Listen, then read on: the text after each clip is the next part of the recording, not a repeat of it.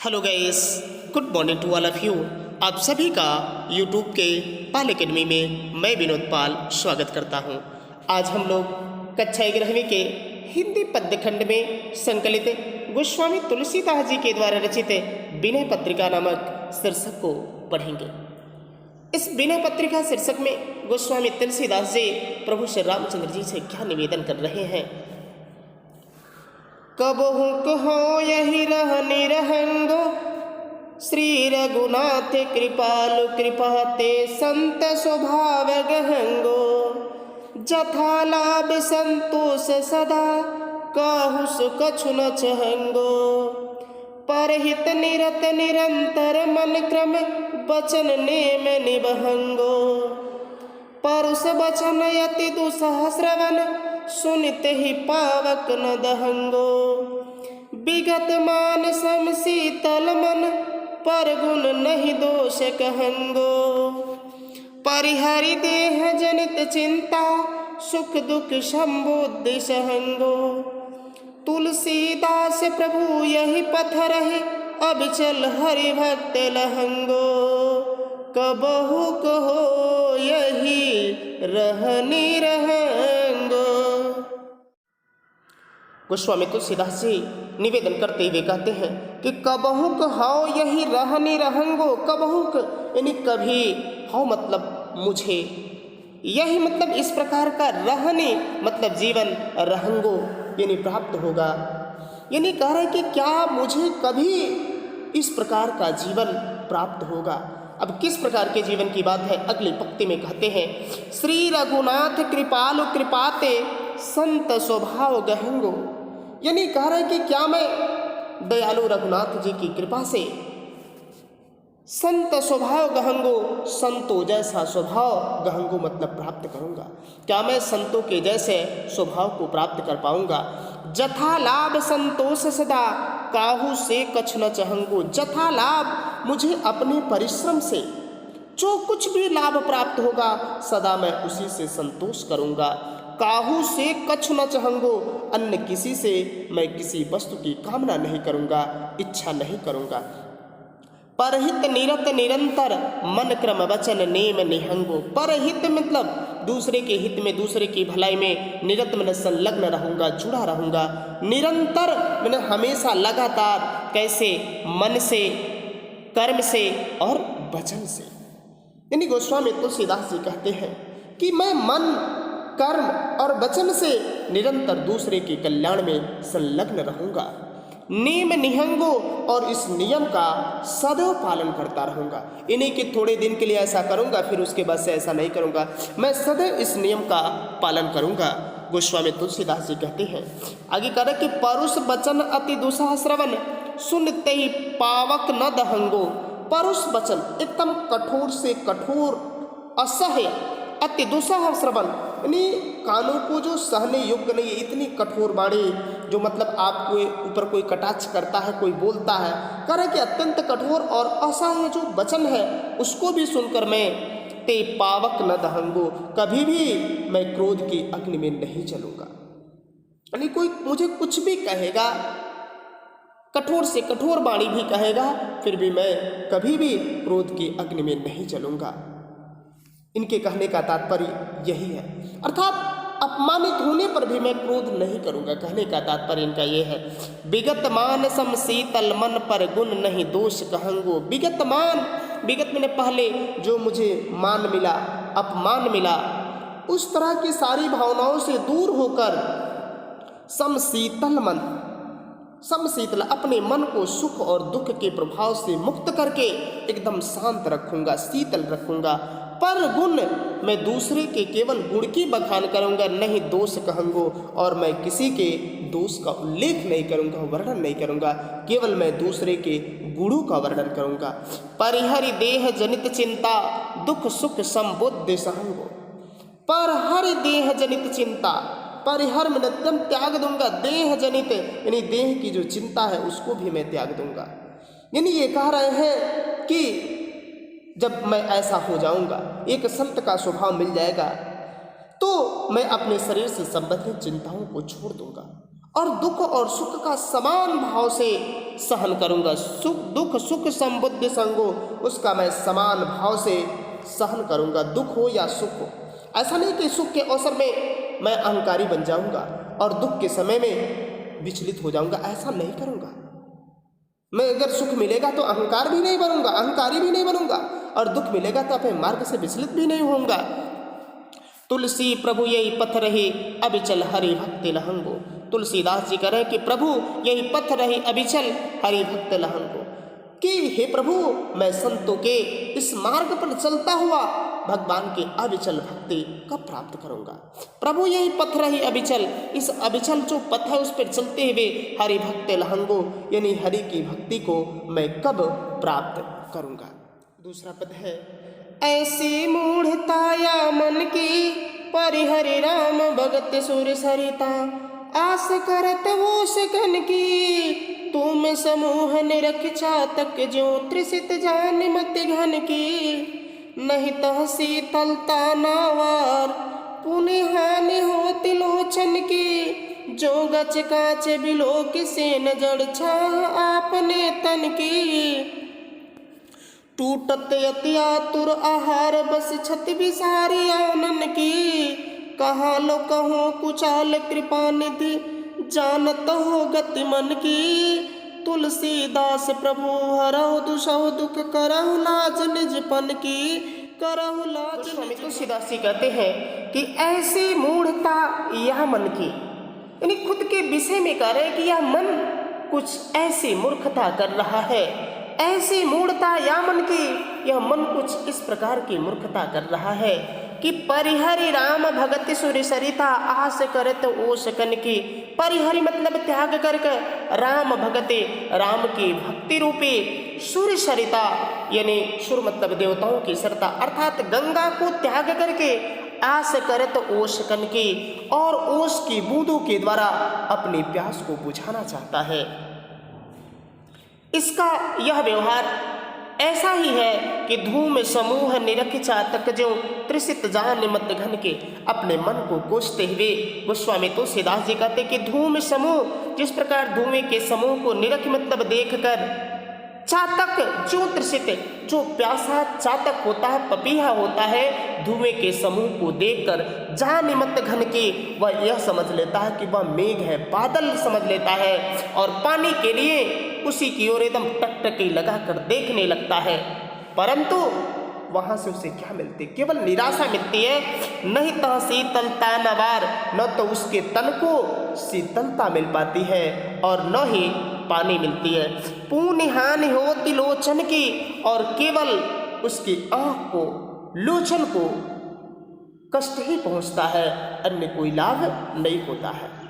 आप जानते हैं कि जब धुएं में आप जाएंगे, जब धुआं लगेगा तो आपकी आंखों को कष्ट, तो अपने मन को पपीहा अर्थात चातक पक्षी के मन की भांति बताए, और दूसरे उदाहरण में वह कहते हैं कि जो गच कांच बिलो की सेन जड़ छाह आपने तन की, जो मन जैसे ही गच, गच मतलब होता है फर्श, एकदम पक्की जो फर्श होती है, कांच वो भी बताए गोस्वामी तुलसीदास जी, कांच का वो एक कोई पक्का फर्श है, विलोक मतलब देखकर, सेन मतलब होता है बाज, बाज पक्षी जो होता है, आप जानते हैं कि काफी ऊंचाइयों तक उड़ता है, वह जो बाज पक्षी है जब अपने ही प्रतिबिंब को किस में देखता है, फर्श में देखता है, कांच के फर्श में, जड़ छाह आपने तन की, अपने ही तन की परछाई को देखता है, तो समझ जाता है कि वह मेरा कोई प्रतिद्वंदी है।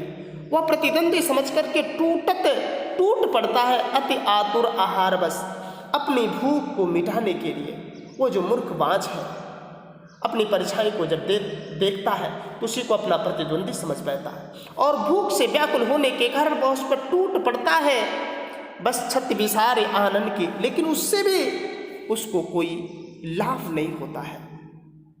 ऐसा करते हुए, टक्कर मारते हुए केवल उसके मुख की हानि ही होगी, अन्य कोई लाभ नहीं होता है। वह तो उस पर अटैक करता, उस पर आक्रमण करता कि मैंने तो उस पर आक्रमण किया, उसके चोट से खून निकलने लगता है, रक्त बहने लगता, तो वह सोचता कि मैंने उसको जख्मी कर दिया है, पुनः आक्रमण करता है, लेकिन बाद में उसको एहसास होता है कि वह चोट, वो तकलीफ तो अपने ही मुख को, अपने ही आनंद को दिया है।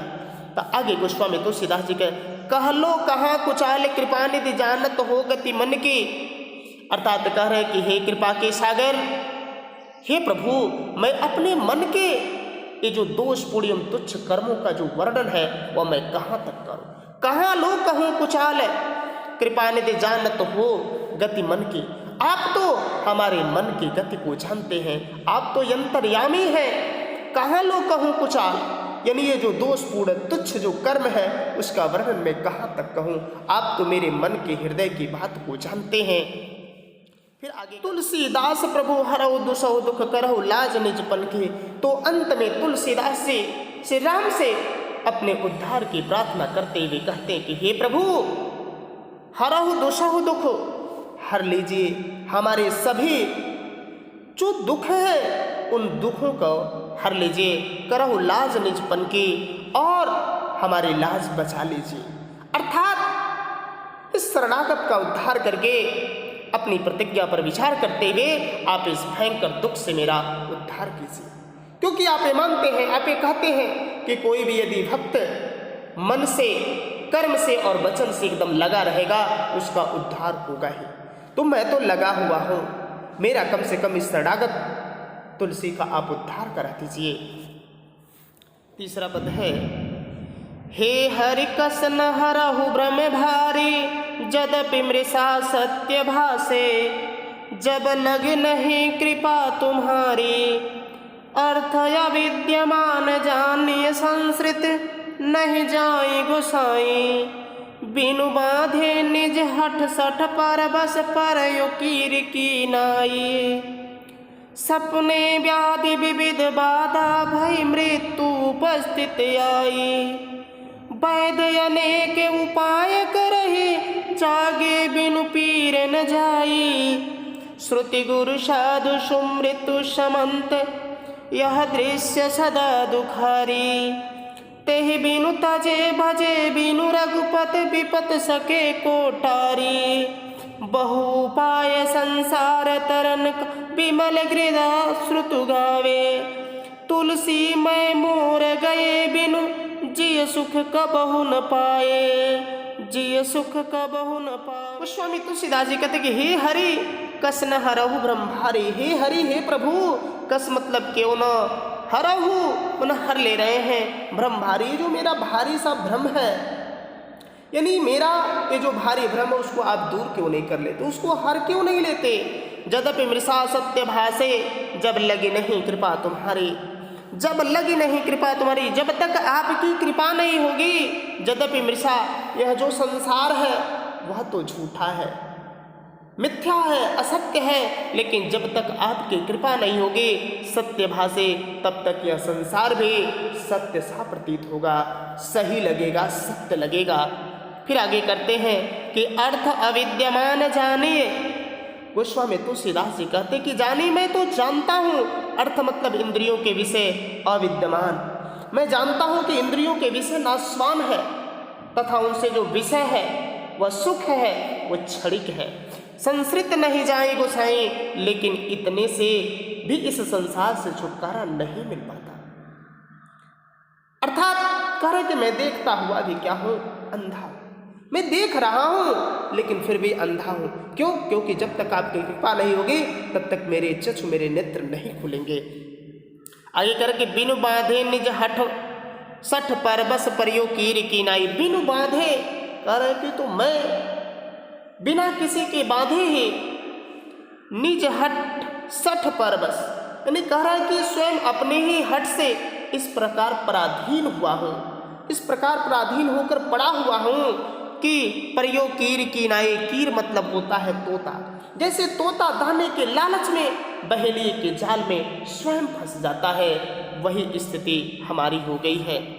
फिर आगे उदाहरण देते हैं कि सपने व्याधि विविध बाधा भय मृत्यु उपस्थित आई। यदि जैसे सपने में अनेक प्रकार के व्याधि विविध बाधा भय मृत्यु उपस्थित आई, करे अनेक प्रकार के रोग आकर दबा देते हैं यदि आपको सपने में, और ऐसा भी प्रतीत होता है कि मानो कि आपकी मृत्यु ही आ गई हो, तब वैद्य अनेक उपाय करे, जाके बिन पीर न जाए। ऐसी स्थिति में वैद्य अनेक उपाय करे। यदि जो वैद्य चिकित्सक है वह कितने भी उपाय कर ले, कितनी भी स्थिति को सोच ले, विचार को सोच ले, लेकिन जागे बिन पीर न, लेकिन जब तक व्यक्ति जगता नहीं है तब तक उसका दुख दूर नहीं होता। आप सपने में देख रहे हैं कि हम बहुत भयंकर रोग से पीड़ित हैं, डॉक्टर दवा कर रहा है, या आप भागने की कोशिश कर रहे हैं लेकिन भाग नहीं पा रहे हैं। जब तक आप जगेंगे नहीं तब तक वो दुख आपका दूर कभी हो ही नहीं सकता। तो वही कह रहे हैं कि वैद्य अगर लाख कोशिश कर ले, जब तक आप जगेंगे नहीं तब तक आपको वह जो दुख है, दर्द है, वह दूर नहीं होगा। फिर आगे कह रहा है कि श्रुति गुरु साधु सुमृत सम्मत यह दृश्य सदा दुखारी। यानी कह रहा है कि श्रुति यानी वेद, गुरु, संत और स्मृतियाँ सभी एक स्वर में कहते चले आ रहे हैं, यह दृश्य सदा दुखारी। कि यह जो दृश्यमान जगत है, संसार है, वह सदा दुख रूप ही है, वह दुख का ही रूप है। ये मेरा है, उसका ही लड़ाई झगड़ा में पूरा जीवन व्यतीत हो जाता है। तेहि बिनु तजे भजे बिनु रघुपति विपत सके कोठारी। तेहि बिनु तजे, इसको तजे बिना, इसको त्यागे बिना, भजे बिनु रघुपति यानी प्रभु की भक्ति किए बिना, विपत सके कोठारी, इस विपत्ति को कौन टार सकता है। बहु उपाय संसार तरन कह विमल गिरा श्रुतिगा में। बहु उपाय यानी बहुत सारे उपाय। यदि वेदों में एकदम निर्मल वाणी के विषय में, एकदम निर्मल वाणी में इस संसार सागर से पार होने के बहुत उपाय हैं। कहा कि संसार तरन का विमल गिरा, विमल मतलब होती एकदम निर्मल वाणी। वेदों में बहुत सारे श्रुति वेदों में बहुत निर्मल वाणी कही गई है इस संसार जो सागर है उससे तरने के लिए। लेकिन गोस्वामी तुलसीदास जी कहते कि मैं मोर गए बिन जिय सुख कबहु न पावे। करे कि जब तक मेरे अंदर से मैं और मेरा का भाव दूर नहीं होता तब तक जीव कभी भी सुखी नहीं होता। मैं और मेरा का यानी जब तक व्यक्ति के अंदर से अहंकार नहीं जाएगा तब तक वह जीव कभी भी सुख को प्राप्त नहीं कर सकता है। चौथा और अंतिम पद है, अब लो नसाने अब न सह्यो राम कृपा भो निशा शिराने। जागे फिर न डसह्यो पायो नाम चारु चिंता मने उर करते न खसह्यो। श्याम रूप सुचि रुचिर कसौटे चित कंचन ही कसह्यो। पर बस जाने हसैन इंद्रिन निज बस है न हसह्यो। मन मधुकर पन करी तुलसी रघुपति पद कमल बसह्यो। अब लो नसानी अब न सह्यो। गोस्वामी तुलसीदास जी कहते कि अब लो नसान, अब न नसह्यो। अब लो अब तक, नसान करनी को बिगाड़ा है, अब न नसह्यो, और अब मैं अपनी करनी को नहीं बिगाड़ूंगा। राम कृपा भो निशा शिराने, शिराने बीत गई है, शांत हो गई है। राम कृपा भो निशा, भो जो संसार रूपी रात्रि है वह अब समाप्त हो चुकी है। जागे फिर न डसह्यो, अब तो मैं अज्ञान रूपी निद्रा से जग चुका हूँ, अब फिर ना मैं नहीं सोऊंगा। डसह्यो ऐसा होता है कि बिछौना बिछाकर सोने की बात है, अब मैं पुनः क्या करूँगा, नहीं सोऊंगा। पायो नाम चारु चिंतामन उर करते न खसह्यो। पायो मैंने तो पा लिया है, नाम चारु चिंतामणि यानी मैंने तो समस्त चिंताओं को दूर करने वाले राम नाम रूपी श्रेष्ठ चिंतामणि को प्राप्त कर लिया है।